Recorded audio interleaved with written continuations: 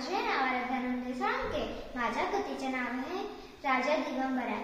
राखालच्या गावापासून काही अंतरावर एक गाव होते. गावात एक श्रीमंत जमीनदार राहत होते. त्यांचे नाव होते दिगंबराय. ते 50 वर्षाच्या आत बाहेर होते. ते खूप प्रेमळ होते. ते सतत गोरगरिबांना मदत करत. ते आपली चादर खांद्यावर घेऊन बांबूची काठी हातात घेऊन शेतावर फिरायला जायचे. वाटेतून जाताना सर्व लोक त्यांना नमस्कार करत. जाताना अनेकांची ते चौकशी करायचे. एका गरीब शेतकऱ्याचा मुलगा आजारी पडला होता. दिगंबरायांकडे खूप औषधांचा संग्रह होता. त्यांनी त्या शेतकऱ्याला सांगितले, तू रोज सकाळी व सायंकाळी औषधे घेण्यासाठी ये. औषधे खाल्ल्यानंतर 15 दिवसात तुझा मुलगा बरा होईल, परंतु तुला रोज 2दा यावे लागेल.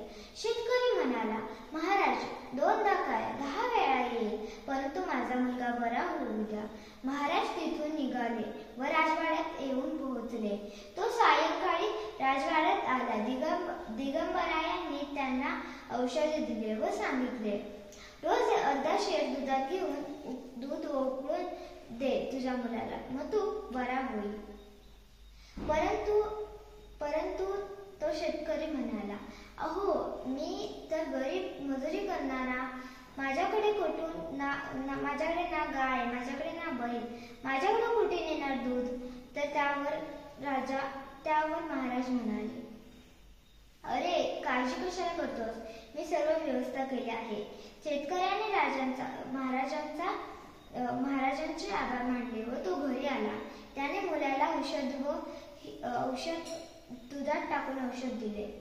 तो 15 दिवस असाच करत होता. त्यानंतर त्याचा मुलगा बरा झाला. मग त्याच्या मुलाने व त्याने महाराजांचे आभार मानले. अशा प्रकारे महाराज सर्वच लोकांना मदत करत. यातून आपण काय शिकलो? तर आपण सर्वांना मदत केली पाहिजे. धन्यवाद.